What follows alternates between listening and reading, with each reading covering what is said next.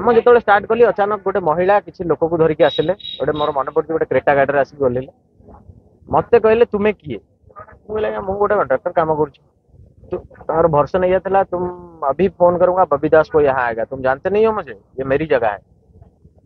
पांडियन का मैं बहन हूँ स्टार्ट कले हाँ किरुतिका प्रभाकरण प्रभाकरण जो बी प्रभाकर पत्नी किरुतिका प्रभाकरण आउ तापर मु आज्ञा मुझे भय भी थी जेहतु पांडियान से हवा था पूरा जबरदस्ती जुआड़े शुणे पांडियान पांडियान शुणुली मो ना शुणी एक्चुअली भय भी थी मु कम बंद करके पलि गली मुझे माने तुषार बाबू सहित आलोचना करा स्टार्ट कली कौन है कौन ना सी कहले जगटा को एक्चुअली से जबरदखल करने को चेष्टा करुच्ची तुमको मु लीगल एग्रीमेंट गोटे दे तुम काम स्टार्ट कर ओनर जी हाँ तुषार मिश्र जी जगार ओरिजिनल ओनर जी तापर मु आज्ञा सहित गोटे एग्रीमेंट करके काम स्टार्ट कर मे 31 तारीख दिन सफासफी करके एप्रिल 1 रु आम काम करने स्टार्ट कर सफा हाँ सी धमके जो गले मुझे रेकर्ड बाहर कली मुझे जानी ये पावर इन्फ्लुएंस कर आज्ञा मुझे सब भेरीफाई कली डॉक्यूमेंट मुझे देखिली सब तो आम ना गवर्नमेंट जो डिमार्केशन देला पर आउ कौन भय इसी बाहर कली सब डिटेल्स ना मो ना सिद्धांत शेखर दास पेशार मुझे सिविल कॉन्ट्रैक्टर सिविल काम करे मोर अभियोग मोर विशेषकर अभियोग रही जो किरुतिका प्रभाकरण जे बी प्रभाकरण आप शुणी विगत दिन में आमर खोर्धा जटणी एरिया 600 एकर जमी हड़प अभियोग जहाँ ना आसला से किरुतिका प्रभाकरण मैडम को विशेषकर अभियोग अच्छी आमर थाना विषय मोर विशेष अभियोग अच्छी आज्ञा देखो ये जो जहाँ भी इश्यू होता ये आरंभ होता मो सहित 2023 मसीहा जनवरी मसरे मु जो जगह कथा कहूली ये जगार ओरिजिनल ओनर ये जगह हूँ आम चंद्रशेखरपुर तनिष्क ज्वेलरी साइड गोटे नंदनकानन रोड को लगी गोटे जगह तो ये जगार ओरिजिनल ओनर हूँ तुषार मिश्र करके जड़े लोक सी मोर बंधु मुझे सिविल काम करे सी आज्ञा मत कहते जगह कंस्ट्रक्शन करने अच्छा ये जगह सी परचेज कर 2005 मसीह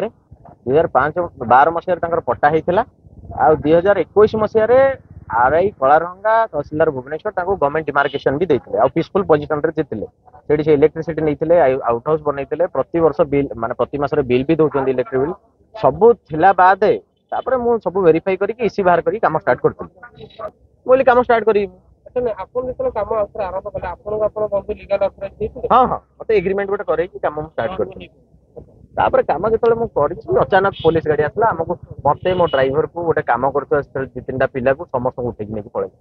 मुझे पचारिया पूर्व आज्ञा बाड़िया पिटा मानस मल्लिक करके गोटे एसआई था माने एत अभद्र व्यवहार आज्ञा आईआईसी प्रकाश माझी आ मानस मल्लिक माने मत दुख लगुच आम पुलिस को भावती न्यायर मूर्ति आज्ञा मो सहित आलोचना करने नाराज होते हैं जमी आम habitual offender we are criminals they behave like that अभद्र भाषा गाड़ी गुलज कर मारी पिटी बाड़े पिटी जबरदस्ती बसई किसी आज्ञा कथबार्ता ना माने हाँ मुझे पचारि तो जबरदस्ती फोन फान नहीं गले जबरदस्ती बाड़िया पिटा करके भीतर आलोचना हबार मुझे शुणिली ये जापार क्या जगह सी पांडियान भौणी सी थर्ड फ्लोर रू कल आसी जापारि आलोचना गोटे किसी गोटे बड़ लेवल तापर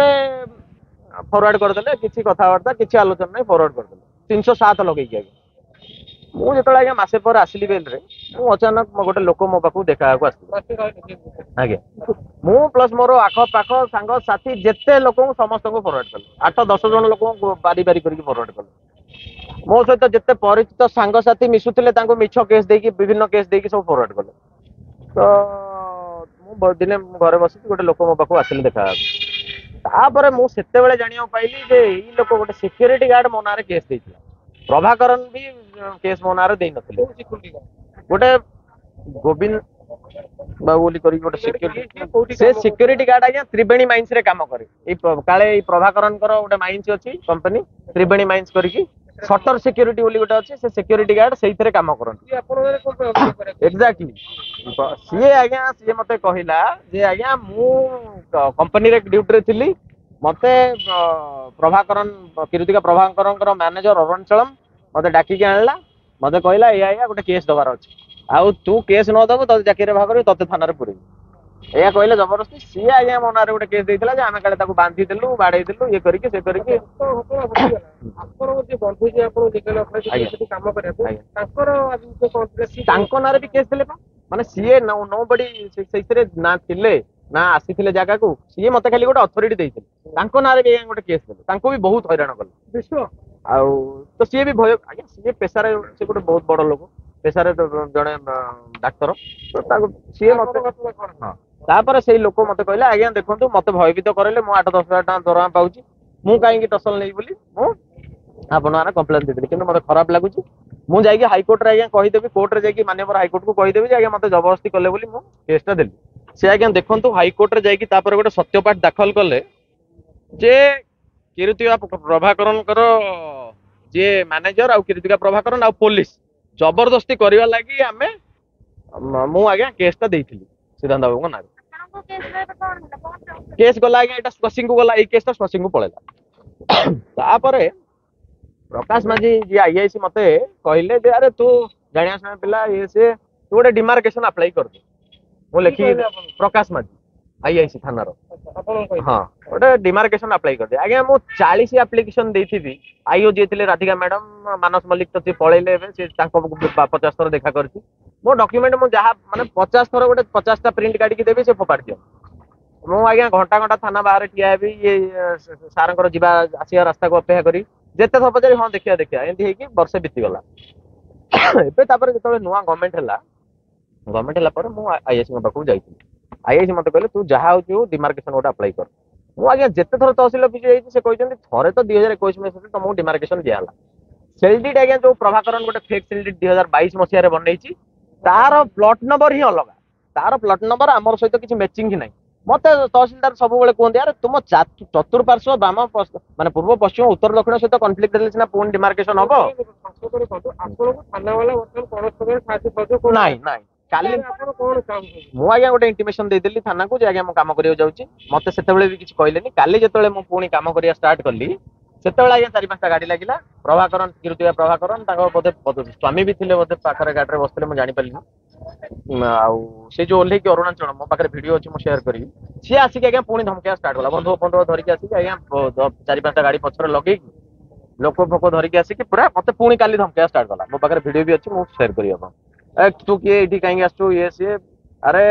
ମାନେ ଆପଣ ତାଙ୍କର ଲାଙ୍ଗୁଏଜ ଏଇଆ ଥିଲା अरे सरकार अभी हमारा खत्म हुआ है लेकिन लोग हमारा अभी तक है सिस्टम में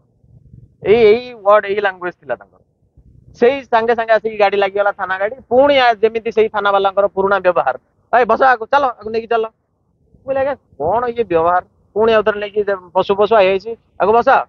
ସେକେଣ୍ଡ କ୍ଲାସ ଅଫିସରକୁ କହିଦେଲେ ହି ହାଜ ବିନ୍ ଫରୱାର୍ଡେଡ୍ ବସ। ମାନେ ପୁରା ଆଲୋଚନା ପାଇଁ ବି ନାରାଜ ମାନେ କଣ ୱିକନେସ ପ୍ରକାଶ ମାଝୀଙ୍କର କିରୁତିକା ପ୍ରଭାକରନଙ୍କ ସହିତ ମୁଁ ଜାଣିନି କି କଣ ତାଙ୍କର ସମ୍ପର୍କ